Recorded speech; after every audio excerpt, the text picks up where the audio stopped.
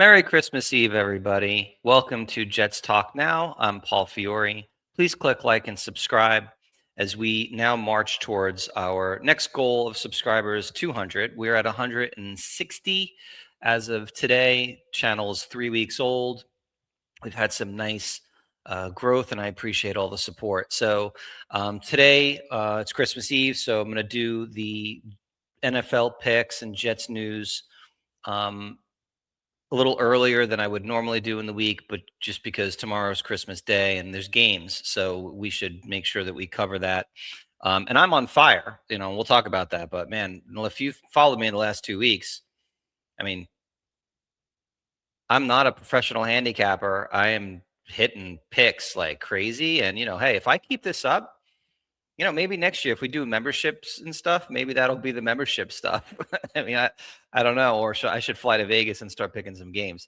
But anyway, let's start off with Jets news. Aaron Glenn held a very late press conference yesterday. I thought it was interesting. Normally he does them early in the day, but it was like 5:30, I think, East Coast time. He announced, to no one's surprise, that Justin Fields is done for the season, and I would say done for his career as a Jet. Most of us were in the camp that the minute he was benched, and then chose to handle it the way he did, he would never step foot on the field as a New York Jet again. I wish Fields well. By all accounts, he seems like a good enough guy. It didn't work here.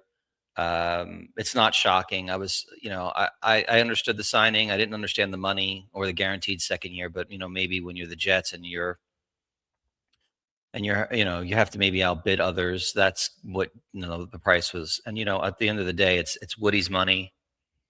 So I don't care that they have to eat $10 million of guaranteed money next year. It's a $20 million cap hit, which sucks, but between him, Rodgers, we're paying like $50 million in cap money to quarterbacks that are not on the Jets next year, which is typical Jets, but it won't impact their ability to do anything at the position next year that makes sense. Maybe it would stop them from getting someone as bad as, who I don't want, as Kyler Murray or, other high priced vets who have been bad. But anyway, with Justin Fields, I won't talk about him in future. Let's just put it this way. He was worse than Zach Wilson. He had 2 good games sandwiched between a bunch of god-awful games. I've never seen the number of games there a starting quarterback throws for under 100 yards in the modern NFL. And, yesterday I was listening to Bart, Scott, and Jake on, I think Jake was filling in for Bart and Carlin, and I was listening to Bart talk at the beginning of the show. And Jake was asking him, because a lot of us Jet fans were like, hey, would you ever consider being a defensive coordinator? And I think the interesting answer is he's not a no. I think he's a no for now, because he has a kid in school and he wants to see them go to college, which I get. I mean, I have kids in school and I appreciate having my time with my family. But anyway, I digress. Bart was talking about how poorly he believes players play the positions today on defense when it comes to the mental side of the game. And he thinks that things have been really dumbed down. He doesn't view the modern NFL as a sophisticated defense or offense. And, specifically with defenses, I think he feels that defenses they're more relying on their physical ability and not the mental side of the game, whereas he thinks in the old, and maybe there's a bias there, but I mean, Bart Scott's forgotten more about football than I know in one of my fingers, so I'm willing to listen to what Bart Scott has to say. And I've always found him to be highly intelligent when it comes to the game. Man, the guy is awesome. I love listening to his analysis. But what Bart was explaining is, it just seems to him that offenses have significant advantages over defenses because the defenses are not reading and reacting properly. Even some of the scheming, it seems as though they're not positioned the way they should be. And so when you hear him talk and he talks about how Drake May's had this great success because he's essentially just running a lot of the plays that McDaniels ran um, with Brady, but the defenses are worse now, and that he's having this great success. And he pointed to others and how a guy like Philip Rivers at 44 years old can come in and do what has done so far. Um, for a guy like Fields to struggle the way he has when defense has been that vanilla is embarrassing. And so, for me, my issue with Fields, and I've said this multiple times, I won't harp on it too long. The way he handled his benching was really embarrassing. You need to stand up there like a man and take the accountability of your performances. Instead, he leaned into his faith when he was talking during the year when they were losing. He talked a lot about his faith. And then he got benched and he decided to take his ball and go home and come up with some injury that, evidently was impacting him for weeks. I mean, Justin, I wish you well. Thanks for coming here and trying. I appreciate that you were awful because one thing I did say before the season began, I'd rather him be awful than mediocre because a 6 or 7 win season is not what I wanted. I wanted them to either be 9-win team where a quarterback has figured it out and he's the next Sam Darnold, or god awful and we wound up with good draft picks. And so we wound up with god awful and we're going to have good draft picks. So that's really the only Jet news. We'll talk about the Jets Patriots preview here in a second, but 10-4-1 against the spread last week. Over the last 2 weeks, I am 21-8-1. I challenge anyone against the spread to call that anything less than being on fire. You don't get that type of result. And I am just wishing that I was putting money on games and living in a state that allowed it, but it is what it is. Hopefully my picks you've benefited from. I'm going to hit a cold streak, and hopefully it won't be this week. There's only 2 weeks left in the season, then we'll get to playoffs. But, and there's some interesting games this week where I have to compartmentalize my heart and what I'm hoping for versus what I think will happen, because a lot of these games will impact the Jets and their draft position, and we'll talk about that. Jets Patriots preview. The Jets come into this game 13.5-point underdogs, and I am actually shocked by that number. I would have expected that number to be somewhere closer to 16.5. The Jets have lost, 3 straight games now by double-digit scores, including last week against the high-powered New Orleans Saints, who essentially are a one-dimensional offense with one really good receiver. Regardless of what you think of Aaron Glenn, they're tanking. I mean, he is literally removing players as we go.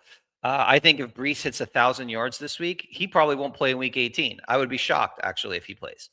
I don't know if Mason Taylor's even going to play. He hedged that yesterday. He said he thought he would at the end of, he said that last week, and now all of a sudden this week, well, we'll see what the doctors say. So I don't, look, Patriots, I mean, I think if they win the game, they clinch the divisions. They have a lot to play for. Yes, it's in MetLife, but does that even matter? The MetLife crowd will be overwhelmingly Patriots fans. They travel well, and the Jets fans at this point are apathetic and care less. I don't see anyone on the Jets defense capable of stopping what the Patriots do so well. And then when you think about Brady Cook, yeah, I mean, listen, he's a guy I'd bring back next year, right? I'd bring Brady Cook back and make him a camp arm. Maybe he gets to make the team as a QB3.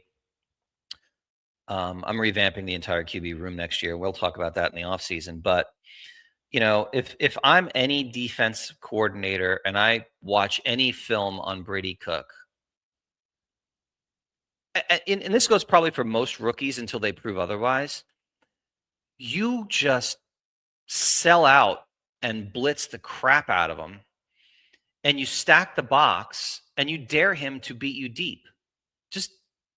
He took 8 sacks last week. I would probably venture to guess that 6 of those 8 sacks were on him. And by the way, it didn't look much different than when Justin Fields was playing quarterback and he was taking sack after sack. It's so much to ask a guy who's an undrafted rookie free agent to be able to pick up defenses, understand protections, get the ball out quick, and not have Garrett Wilson, not have Mason Taylor. He's throwing to guys that are wide receivers 3, 4, or 5 on any good football team. So uh, there's not a lot left to talk about. I don't think there's a lot left to evaluate. The Jets are literally just playing out the schedule. I love the Patriots minus 13.5. I think they're going to completely demolish the Jets this week. But I guess we'll see. But that's my perspective right now is think the Jets lose that game by 3 touchdowns. Cowboys at Commanders. This is a Christmas game. Cowboys are giving 7 to the Commanders. I don't think as of yet we know if Mariota is starting. Division rival. Last week I went hard against the Cowboys. I'm still a big believer that the Cowboys are a team that is just not a good football team and give up a lot of points. I like Dak a lot, but it just their defense is atrocious. Now the reality of it is the Commanders are bad. Excuse me. And last week, that was one of the 4 games I got wrong. So it's a division rival game, and the Commanders are home. I mean, this would not be a best bet. That's why it's not. I'm going to actually take the Commanders getting 7. If it was a 6, once you hit that 7-point spread, I feel like that could be a push. Or a late cover by the Commanders where let's say they're down 13 and they have the ball and they score a garbage touchdown and lose by 6. So, I just think it's too big for an under 500 football team. I'm going to take the Commanders plus 7. Make sure I take these things and write them down so we get them calculated properly. So we're saying Commanders plus 7. Lions at Vikings. Vikings are getting 7.5. Once again, McCarthy is hurt. JJ McCarthy has quickly proven to be an injury-prone quarterback. It's one of the biggest regrets I would imagine that Kevin O'Connell is going to have is letting Sam Darnold just go to Seattle on what turns out to be a very reasonable contract when you look at the performance of that team and how he's played. I think McCarthy has flashed at times, but with all the injuries, how do you ever count that guy being able to be your consistent number 1 QB? The Lions are a complete mess. They lost last week. I had Pittsburgh as one of my best bets last week, or my Fiore 4, I guess you would call it. I thought it was too big of a spread, and they lost the game outright, which essentially knocks them out. 7.5, tough line, but I'm going to take the Lions. The Lions minus 7.5 makes sense to me, just because I think Minnesota's in a whole heap of trouble with their quarterback situation. Broncos at Chiefs. Chiefs are getting 13.5. They're starting their 3rd string quarterback. Broncos coming off of a loss, a game that I thought that they would win at home. Big game here for the Broncos. Jets fans emotionally would love to see the Chiefs pull off a miracle because it helps strength of schedule in the battle for the first pick. So your heart says, oh, go Chiefs. The reality is the Broncos are likely going to demolish them. Tennessee crushed Kansas City last week. Kansas City didn't look like they had any semblance of an offense. I think they're all checked out. Give me the Broncos laying 13.5. What do we got? We got Texans Texans at Chargers. Chargers are 1-point favorites.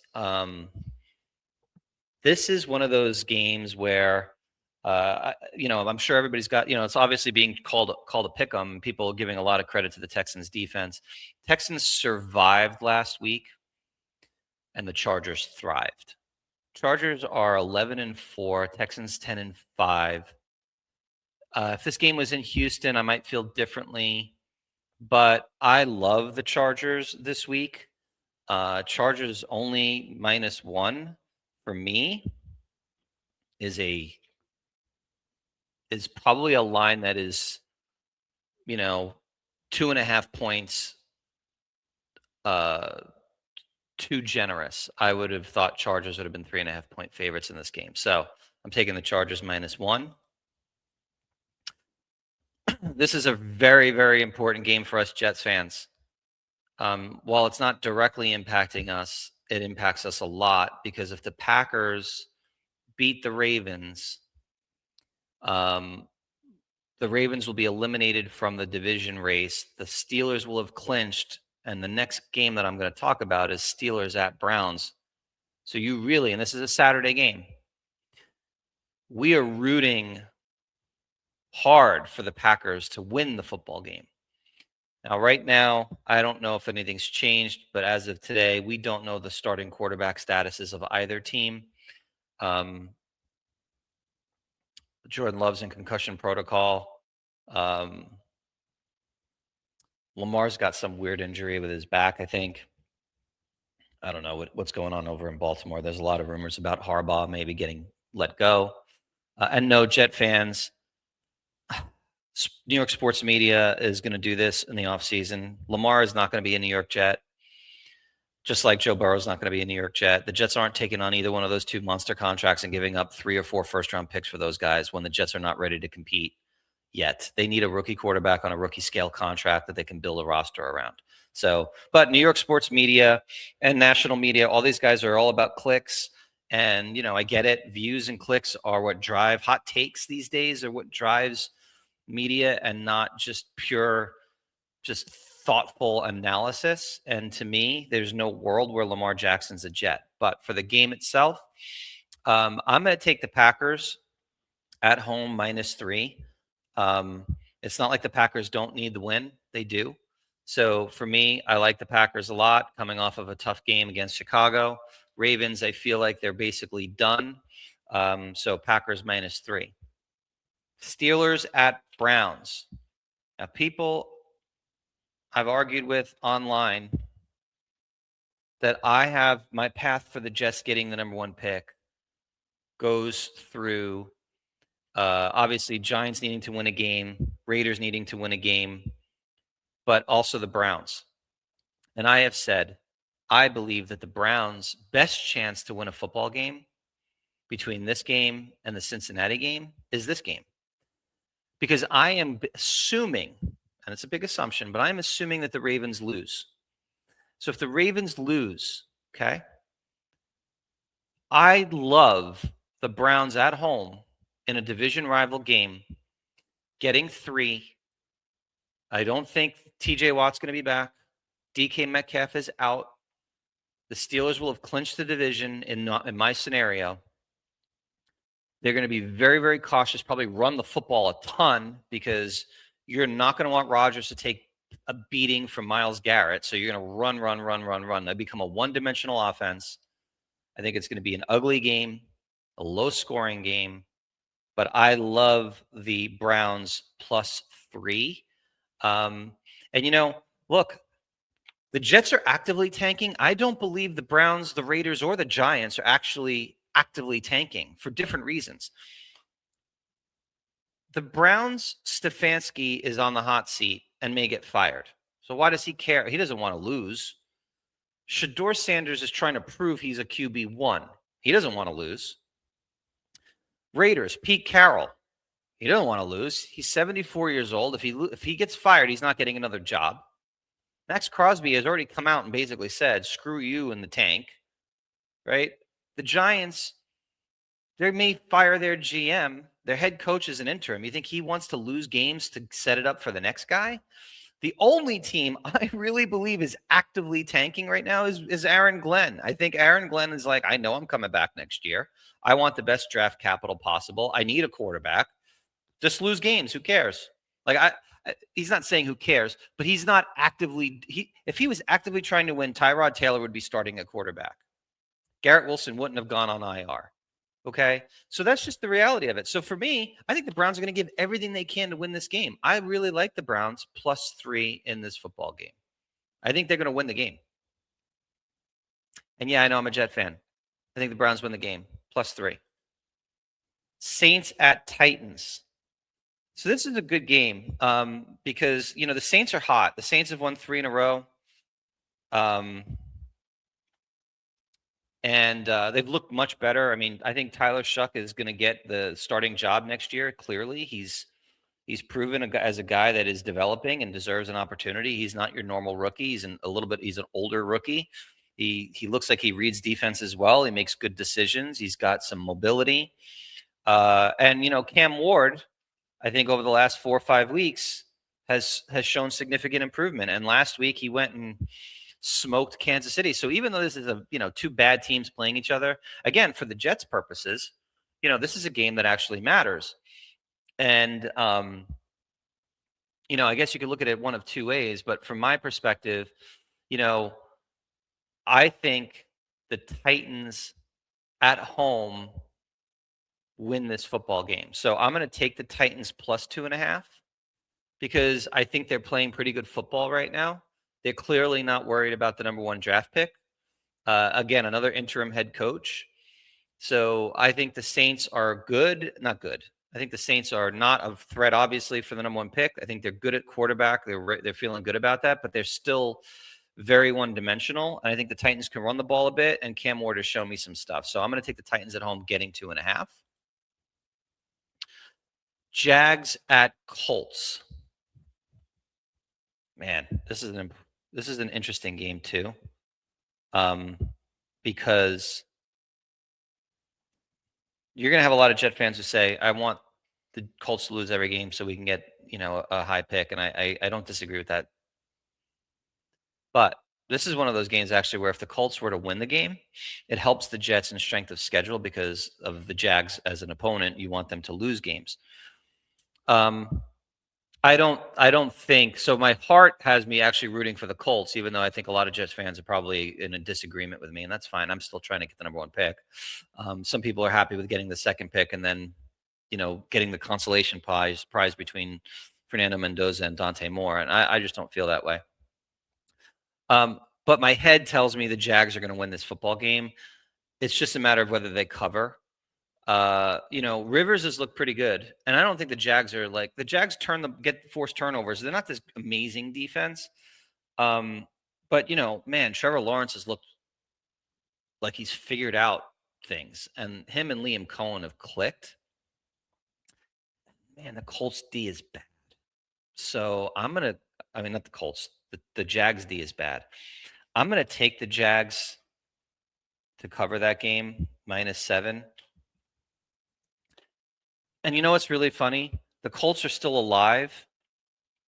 So in theory, they're fighting for their life, but they've been fighting for their life and they keep losing. I could see a world where the Colts put a scare in the Jags.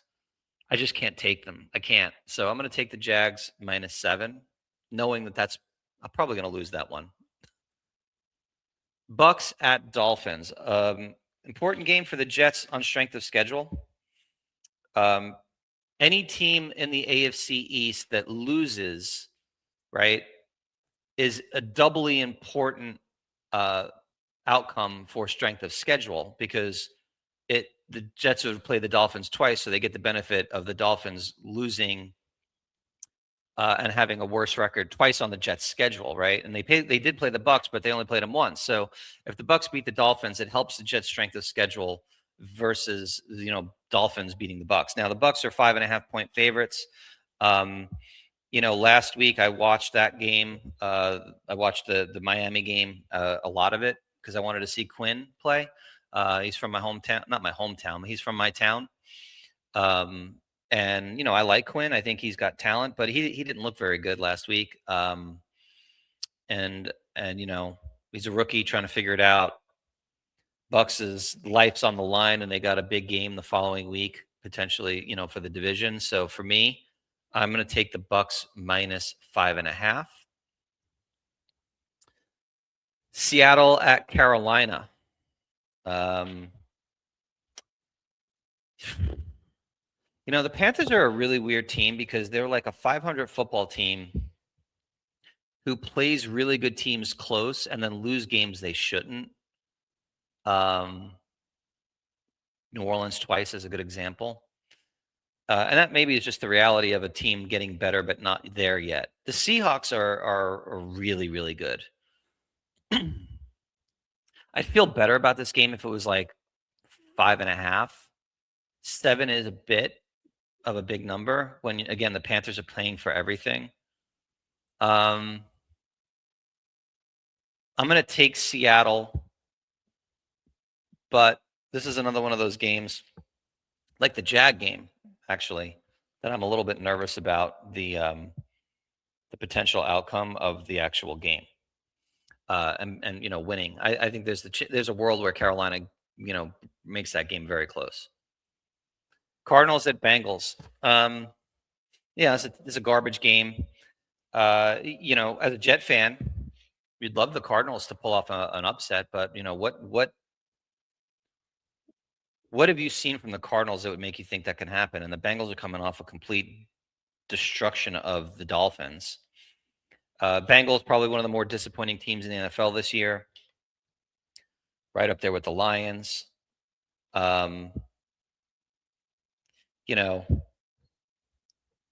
There's a lot of talk about Jacoby Brissett and could he be a bridge for the Jets? I don't know why we want a guy that hasn't won a football game in 9 weeks as your bridge.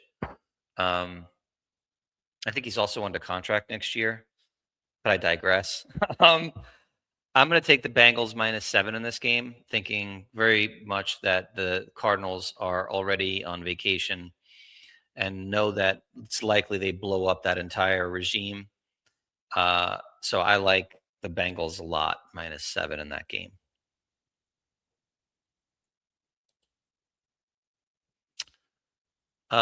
Giants at Raiders. Giants at Raiders. This is a massive late afternoon game. Massive late afternoon game for the Jets, and there's 2 of them. There's this one, and then there's the next one after this, the Eagles and Bills. The Raiders are a 1.5 favorite. I actually think both teams are giving everything they can to win the football game. They're just not good. Raiders almost won last week, and I'll be honest, they probably should have won last week if it wasn't for some awful pass interference calls in that game. The Raiders got really screwed. Giants have looked awful. I almost feel like they've decided to put the handcuffs on Jackson Dart, not letting him run at all. I don't know if that's a decision from up above because they know they're going to be replacing everyone and they want to keep him healthy. But if you're going to do that, you might as well not play him because his game is being able to be mobile and move around a pocket and maybe just be smarter about when he slides, gets out of bounds. But that's just, you're taking away his superpower by making him just sit in the pocket and try to be a pocket passer. It's not who he is. I think the Giants are going to win this game. So I'm going to take Giants plus 1.5. That's going to freak out a lot of Jet fans because that means the Raiders will be the number 1 pick going into week 18. But have no fear because I think the Raiders are going to beat Kansas City for a multitude of reasons. So I think the good news would be, to be honest with you, though, if the Giants, let's say the Raiders win that game, it doesn't eliminate the Jets from getting number 1. It does put the Jets likely in the number 2 spot. But if the Giants were to beat the Cowboys next week at home, then you could still get to number 1. So however you root as a fan, there's a better chance for the Jets to get to number 1 if the Giants win the game. But they're not eliminated if if the Raiders win the game. But you really want this to happen. The Eagles are at Buffalo. Buffalo is a 1.5 favorite. You really want the Eagles to win this game if you're a Jet fan. Now, the interesting thing about this game is, the Eagles have looked pretty good lately. They look like they've righted the ship. And Buffalo has, they kind of escaped with their lives last week in Cleveland. And honestly, um, Josh Allen's playing on a bum leg, bum ankle, hobbled. So that makes them a lot more gettable. And this isn't the final game at Buffalo's home stadium. They'll be doing that next week when they completely crush the Jets. So I'm not looking at extra motivation there. I think the Eagles are healthy. I think the Eagles look a lot better. I'm going to take the Eagles. I actually really like the Eagles plus 1.5. I'm actually going to flip something. I just, I hate to do this to you guys, but as I'm talking, I keep going back to this game. The Jags and Colts. I think Jags are going to win the game. I just don't think they're going to cover the 7 points. I think the Colts are fighting for their lives, and I think they're going to give you everything they got. I'm going to take. Actually, love the. I love the Colts. I love the Colts. Before I started flip flopping a little bit, I got to go back to what my gut tells me. I'm going to go Colts plus 7 in that game. Eagles and Bills, like I said, I love the Eagles getting 1.5. I think they win that game. Bears at Niners, Niners -3. The Niners offense looks great. And the Bears have been very, very good. This is a really good football game.